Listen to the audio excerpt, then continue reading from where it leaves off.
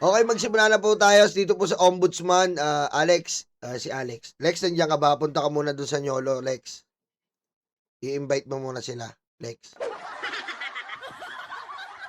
Lex, punta ka muna dun sa Nyolo. Naka-live yun eh. Invite mo muna sila. Aray ko. Yun.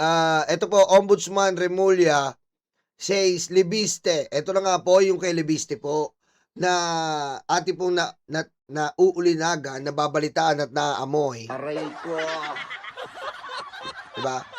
Naamoy mo na ito pong mga assets ni Leviste na anak ni Loren ay maaaring ma-freeze na po. Diba? Pagkatapos po tayo nitong pahirapan dahil nga po ito pong solar ng bayan ay nawala. Saglit lang po, may kukunin lang ako. Yan sa mga nanonood po sa Nyolo, lipat na po kayo dito sa Vengador. Nandito po tayo lahat. Yan ha.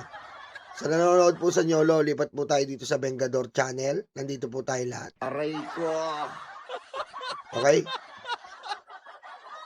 Yun. Ito nga po, dapat po talaga ma-freeze ang mga assets neto. Netong, ito pong mga, ano na to, ito pong si Leandro Leviste. Kasi po, tandaan po natin, ito pong ginawa niya, ito po sa solar ng bayan, ginago niya po eh. Ginago niya po na dapat makikinabang po mismo po ang taong bayan. Project sa Batangas, project sa La Union, at project sa iba't ibang parte po ng Pilipinas ay hindi po natupad at naganap. Dahil po, ginamit niya lang po ang prangkisa ng gobyerno. Aray ko. Okay? Ginamit niya lang po ang prangkisa ng gobyerno para magkaroon po siya ng bentahe sa mga bagong kliyente. Aray ko. Kaya po ako mga kababayan, dapat po talaga, eto pong si Leviste, managot po ito sa katarantaduhan niya. At ibang klase po eh. Ibang klase po ang ginawa. Ano pong ginawa? Nagmamalaki pa, nagpe-fake news pa. Nagpe-fake news pa po, nagpe-fake news pa sa mga tao kasama ng nanay niya. Aray ko. Aray ko. Diba? Kasama ng nanay niya. Anong klase to? Diba? Ang kapal ng mukha talaga. Tapos pag nag-basketball, ang lambot-lambot, parang Darna. Aray ko. Diba? Kung mag-basketball, inuuna pa yung puwet.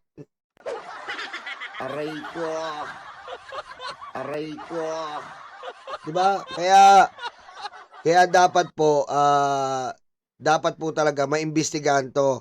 At ako po ay naniniwala dito po sa gagawin ng ombudsman kahit papano ay mapapanagot po itong si Leandro Leviste. Ang dami pong ano nito. Ang dami pong ginawa nito. Pag tumatayo po to sa plenaryo ng Kongreso, puro fake news po. Hershey. Aray ko. Diba?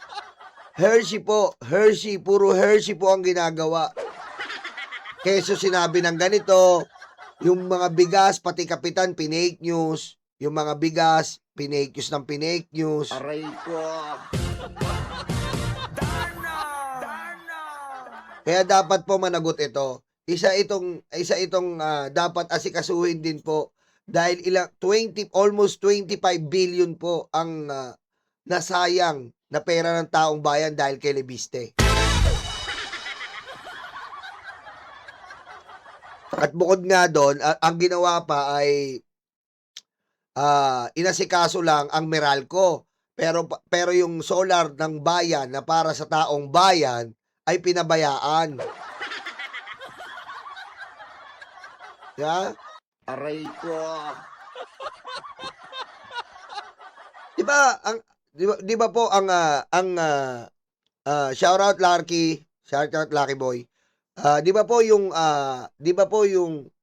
ang tawag dito, yung yung prangkisa po kasi, hindi po yan, ano, privilege na binibigay sa'yo ng gobyerno. Iilang tao lang, iilang company lang ang binibigyan ng prangkisa. So, imbis na paalagaan mo, yan po ay privilege, ginago po ni Lebiste. Aray ko. Di ba? Ginago po ni Lebiste etong prangkisa na binigay ng gobyerno sa panahon po ng Duterte. At kaya pala mahal na mahal ni Loren ang mga Duterte, lumabas na ang tunay na kulay ng nanay niya na sabi ni Lito Atienza ay si Loren ay naging isang kasangkapan din para mailabi o maipresenta at maaprubahan etong solar ng bayan para sa anak niya. Kasi magtataka ka rin po magtataka ka rin po. Ito pong Bagito na company na solar ng bayan, parang Parmali, di ba? Halos parehas parang Parmali na walang kakayahan. Pero ito po ay na aprubahan sa panahon ng Duterte. Ganun din ang solar ng bayan na kay Lebiste. Bagong-bagong kumpanya na aprubahan. Ganyan po sa panahon ng Duterte. Mapapaputang ina ka talaga. Aray ko.